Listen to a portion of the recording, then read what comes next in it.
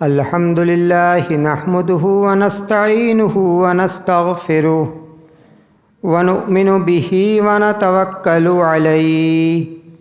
ونعوذ بالله من شرور أنفسنا ومن سيئات أعمالنا من يهده الله فلا مضل له ومن يضلل فلا هادي له وأشهد أن لا إله إلا الله وأشهد أن محمدًا عبده ورسوله أرسله بالحق بشيرًا ونذيرًا بين يدي الساعة من يطع الله ورسوله فقد رشد ومن يعصيهما فإنه لا يضر إلا نفسه ولن يضر الله شيئا أما بعد فإن خير الحديث كتاب الله وخير الهدي هدي محمد صلى الله عليه وسلم وشر الأمور محدثاتها وكل محدثة بدعة وكل بدعة ضلالة وكل ضلالة في النار فأعوذ بالله من الشيطان الرجيم بسم الله الرحمن الرحيم يا أيها الذين آمنوا اركعوا واسجدوا واعبدوا ربكم وافعلوا الخير لعلكم تفلحون۔ محترم صدر اجلاس، علماء کرام، اسلامی بھائیوں، عزیزوں، ماؤں اور بہنوں، ہم جس دین کو مانتے ہیں اس دین کی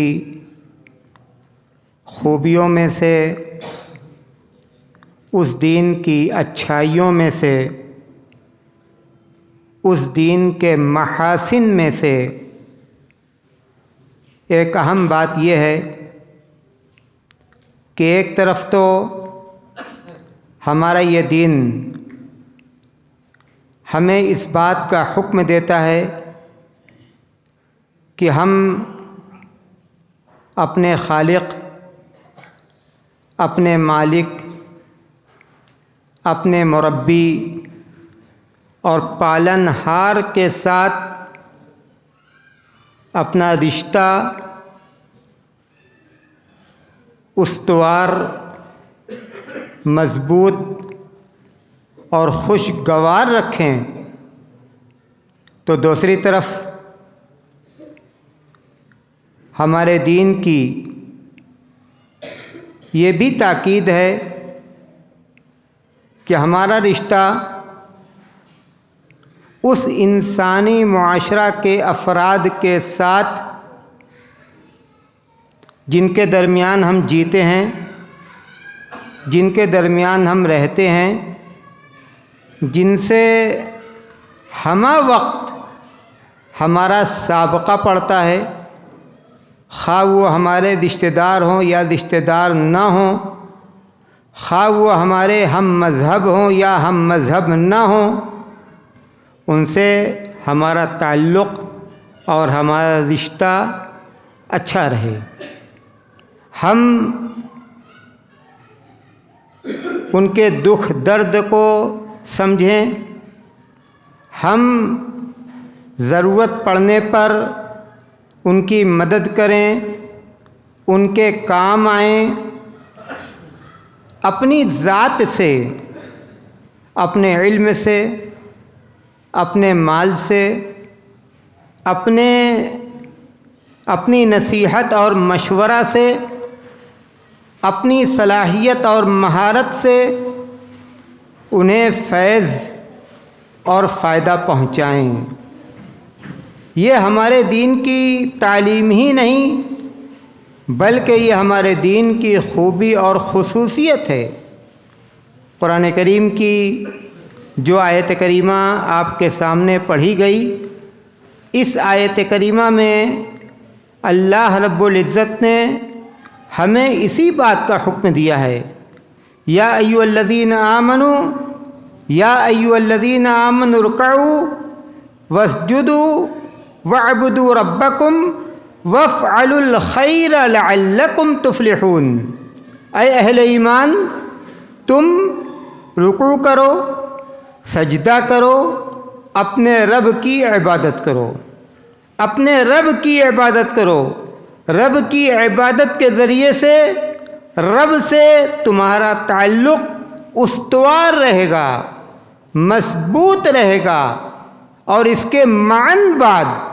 اللہ رب العزت فرماتا ہے وَافْعَلُوا الْخَيْرَ، خیر کے کاموں کو انجام دو، بھلائی کے کاموں کو انجام دو، اچھائی کے کاموں کو انجام دو، لعلکم تفلحون، تاکہ تمہیں فلاح ملے، تاکہ کامیابی تمہارا قدم چومے۔ صرف یہ بشارت ان لوگوں کے لیے نہیں جو اپنے رب سے اپنے رشتہ کو مضبوط رکھتے ہیں، بلکہ یہ بشارت ان لوگوں کے لیے ہے جو رب سے اپنا رشتہ مضبوط رکھنے کے ساتھ ساتھ خیر کے کاموں میں پیش پیش رہتے ہیں، اچھائی کے کاموں میں، خدمت خلق کے کاموں میں، تعلیم کے ذریعے، علاج معالجہ کے ذریعے، اور خیر پہنچانے کے جو دوسرے ذرائع ہیں ان ذرائع کو کام میں لا کر، ان ذرائع کے ذریعے سے اللہ کی مخلوق کو فائدہ پہنچاتے ہیں۔ احب الناس الی اللہ انفعہم للناس، اللہ کے رسول صلی اللہ علیہ وسلم کی صحیح حدیث کہ اللہ تبارک و تعالیٰ کے نزدیک اس کے بندوں میں سے سب سے محبوب وہ ہے، سب سے پسندیدہ وہ ہے، سب سے مقرب وہ ہے، انفعہم للناس، جو اس کے بندوں کے لیے سب سے زیادہ نفع بخش ہو، بندوں کے کام آنے والا، بندوں کو فائدہ پہنچانے والا۔ غور کیجئے، جو بندوں کے لیے جتنا زیادہ کارآمد، بندوں کے لیے جتنا زیادہ مفید، وہ اللہ تبارک و تعالیٰ کے نزدیک اتنا زیادہ محبوب۔ اور للناس کا لفظ استعمال کیا گیا، لوگوں کے لیے، تفریق نہیں کی گئی کہ مسلم کے لیے اور غیر مسلم کے لیے۔ جو اللہ کی مخلوق ہے، جو اللہ کی مخلوق ہے، ان کو فائدہ پہنچانے والے کو اللہ تبارک و تعالیٰ کا سب سے زیادہ محبوب قرار دیا گیا۔ اللہ کے رسول صلی اللہ علیہ وسلم کا کردار دیکھیے، پہلی وحی نازل ہوئی، گھبرائے اپنے گھر آئے، ام المومنین حضرت خدیجہ رضی اللہ تعالی عنہا کو پورا واقعہ سنایا، روداد سنائی پہلی وحی کے نازل ہونے کی۔ گھبراہٹ آپ کی گفتگو سے نمایاں تھی۔ ام المومنین حضرت خدیجہ رضی اللہ تعالی عنہا کا جواب، واللہ لا یخزیک اللہ ابدا، واللہ لا یخزیک اللہ ابدا، اللہ کی قسم، اللہ کبھی بھی آپ کی مدد کو نہیں چھوڑے گا۔ قسم کھا کر اتنا بڑا دعویٰ اور اتنی زبردست قسم کی تسلی، یہ دعویٰ کس بنیاد پر کیا گیا؟ یہ دعویٰ کس بنیاد پر کیا گیا؟ انک لتصل الرحم وتقری الضیف وتصدق الحدیث وتکسب المعدوم وتحمل الکل وتعین علی نوائب الحق۔ اللہ کے رسول صلی اللہ علیہ وسلم کے جو کارنامے تھے، خدمت خلق کے جو کارنامے تھے، آپ اپنی ذات سے اللہ کی مخلوق کو جو فیض پہنچاتے تھے، ایک سانس میں ام المومنین حضرت خدیجہ رضی اللہ تعالی عنہا نے آپ کے ان کارناموں کو شمار کرا دیا اور یہ کہا کہ جس کا کارنامہ اتنا روشن ہو، جو اللہ کی مخلوق کے اتنے زیادہ کام آنے والا ہو، جو قدم قدم پر ان کے ساتھ کھڑا ہوتا ہو، اللہ اس کا ساتھ کیوں نہ دے اور اللہ اس کی مدد کیسے نہ کرے اور کیوں نہ کرے۔ لا یخزیک اللہ ابدا انک لتصل الرحم، آپ رشتہ نبھاتے ہیں، تقری الضیف، مہمان نوازی کرتے ہیں، تصدق الحدیث، سچ بولتے ہیں، تحمل الکل، بے سہاروں کا سہارا بنتے ہیں، تکسب المعدوم، فقراء اور مساکین کی مدد کرتے ہیں، وتعین علی نوائب الحق، اور ناگہانی مواقع پر آپ مدد پہنچاتے ہیں۔ یہ آپ کے کارنامے، خدمت خلق یہ پیغمبرانہ مشن ہے، انبیاء کا کردار۔ حضرت موسیٰ علیہ السلام جب ایک خیر خواہ نے یہ کہا کہ آپ کے قتل کی سازش ہے، آپ یہاں سے نکل جائیے، آپ نے اس علاقے کو چھوڑا، مدین کا رخ کیا، مدین پہنچے۔ وَلَمَّا وَرَدَ مَاءَ مَدْيَنَ وَجَدَ أُمَّةً مِّنَ النَّاسِ يَسْقُونَ وَوَجَدَ مِن دُونِهِمُ امْرَأَتَيْنِ تَذُودَانِ قَالَ مَا خَطْبُكُمَا قَالَ لَا نَسْقِي حَتَّى يُصْدِرَ الرِّعَاءُ وَأَبُونَا شَيْخٌ كَبِيرٌ فَسَقَىٰ لَهُمَا ثم تولى إلى الظل فقال ربي إني لما أنزلت إلي من خير فقير۔ مدین پہنچے، لوگوں کی بھیڑ پانی کے گھاٹ پر اپنی اپنی ضرورت کا پانی لوگ لے رہے ہیں،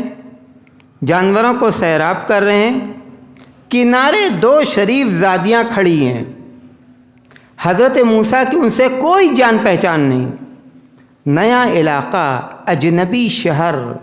اجنبی لوگ مسافر بن کر یہاں آئے ہیں، بھوکے ہیں، کھانا چاہیے، پیاسے ہیں، پانی چاہیے، نئے شہر میں ٹھکانہ چاہیے، اپنی ہر ضرورت کو نظر انداز کر کے جو پیغمبرانہ مشن، خدمت خلق کا جو جذبہ پہنچے ان شریف زادیوں کے پاس۔ ما خطبکما، کیا بات ہے؟ سارے لوگ اپنے جانوروں کو پانی پلا رہے ہیں، تم کنارے کیوں کھڑی ہو؟ قالتا لا نسقی حتی یصدر الرعاء، ہم اپنے جانوروں کو اس وقت تک پانی نہیں پلائیں گے جب تک یہ چرواہے اپنے جانوروں کو پانی پلا لیں۔ ہم شریف زادیاں ہیں، اجنبیوں کی بھیڑ میں گھس کر ہم اپنے جانوروں کو پانی نہیں پلائیں گے۔ لا نسقی حتی یصدر الرعاء وابونا شیخ کبیر، اور یہاں آنے کی وجہ بھی بیان کر دی کہ ہماری مجبوری ہے، گھر اس کام کو کرنے والا کوئی نہیں، والد عمر دراز ہیں۔ فسقى لهما ثم تولى الى الظل، حضرت موسیٰ علیہ السلام نے ان کے جانوروں کو لیا، پانی پلایا، کوئی رشتہ نہیں، کوئی جان پہچان نہیں، لیکن کیا تھا؟ یہی خدمت خلق کا جذبہ، یہی خدمت خلق کا جذبہ، نیکی کے اس کام کو انجام دیا۔ فسقى لهما ثم تولى الى الظل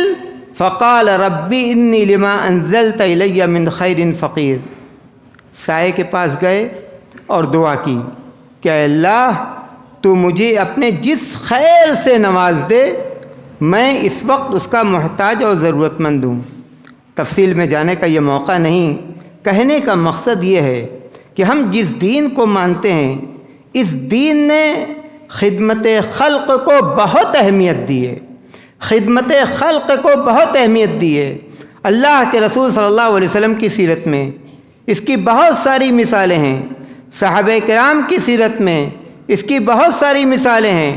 اللہ کے رسول صلی اللہ علیہ وسلم کی اس حدیث کا ترجمہ اور تشریح کر کے میں اپنی بات ختم کروں گا۔ اللہ کے رسول صلی اللہ علیہ وسلم نے فرمایا، من نفس عن مسلم قربة من قرب الدنیا نفس اللہ عنہ قربة من قرب یوم القیامہ۔ جو شخص کسی مسلمان کی کسی تکلیف کو دنیا کے اندر دور کرے گا، کسی مسلمان کی کسی تکلیف کو دنیا کے اندر دور کرے گا، قیامت کے دن اللہ تبارک و تعالی اس کی تکلیف کو دور کرے گا،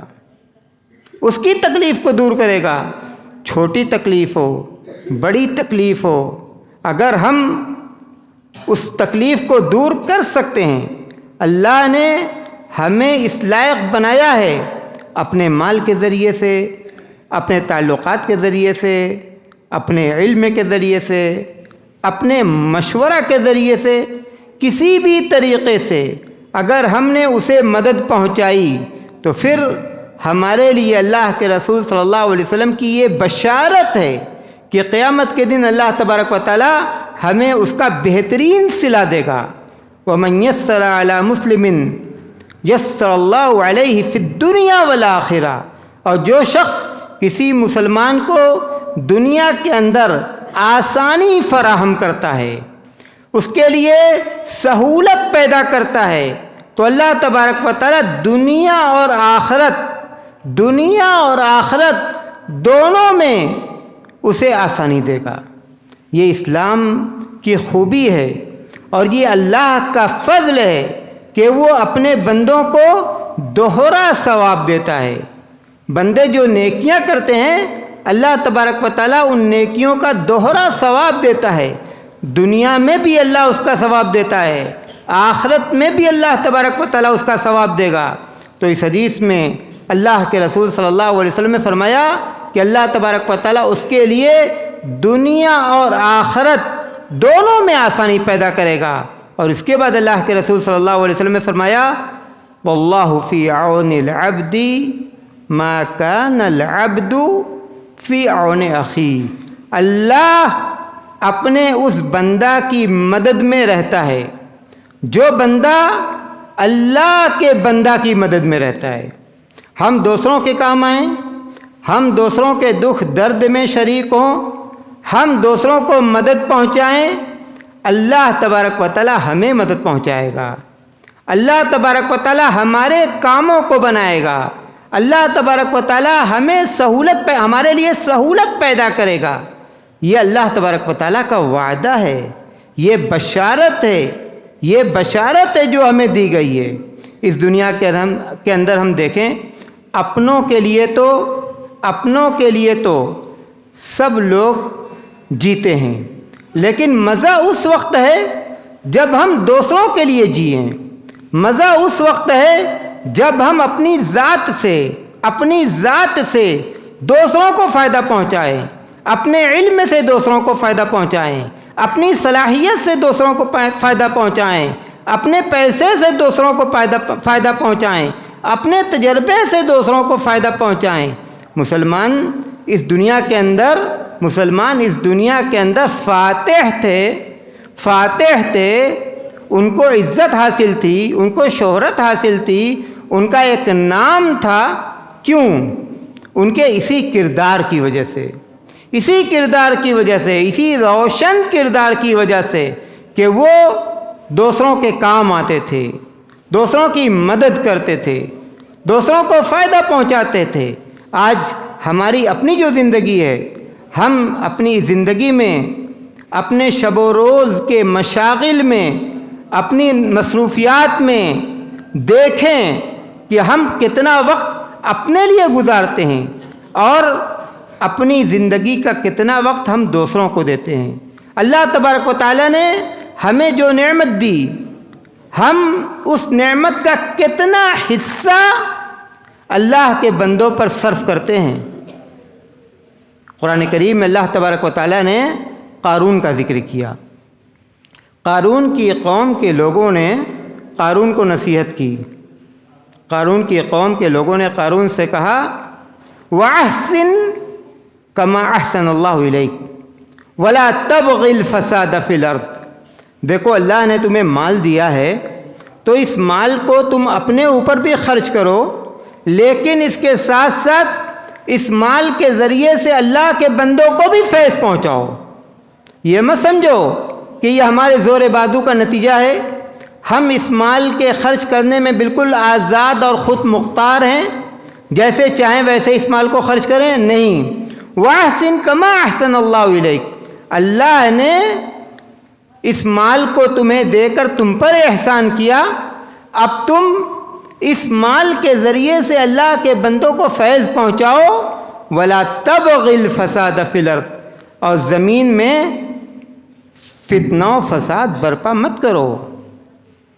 کبر کے ذریعے سے، غرور کے ذریعے سے، ناحق کاموں میں مال کو صرف کر کے۔ تو اسلام نے خدمت خلق